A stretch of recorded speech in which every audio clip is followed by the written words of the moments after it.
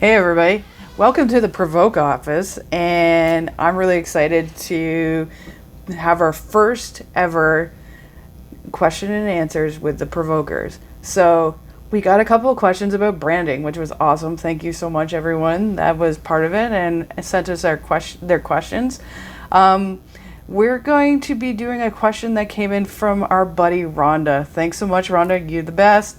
And the question, she had a lot of great questions, but we really loved the first one she sent because it was something that's so basic and I get asked all the time about it. So yeah, I'm going to answer her question. And her question was, how do you choose the right fonts and colors for your brand? So awesome question. So what I always do is I always take a look at what the brand is about. What is the brand really speaking about? What's that service or product? And what's the brand's voice? Like, is it masculine? Is it witty? Is it like a trendy item? And is it something that really speaks to a certain age? So is it for older generation, middle generation, or the younger generation? So that's how a lot of my thinking that goes into it. And then, of course, what is the actual product itself? So, for example, if it was something that, this is just an example, if it's something like a water-based product, of course, I want to use something that is water-based. If it's like a cosmetics, I want to go with earth tones.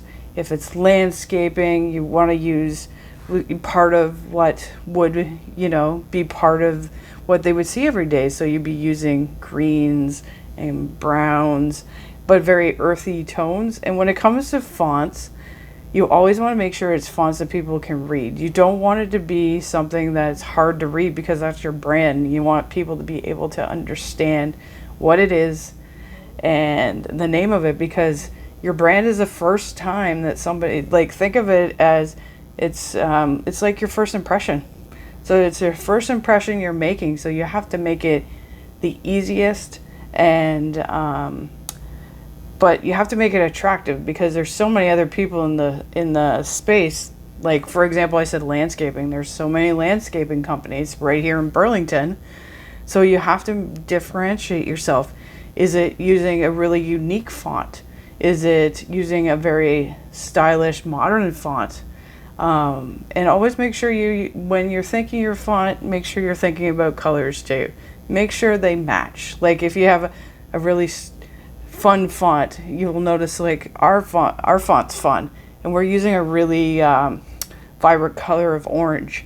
So when people see the Provoke logo, everyone knows our orange. Everyone understands the fonts we're using. Everyone understands the orange, and our logo is us, and we use it a lot. We call it the Provokers.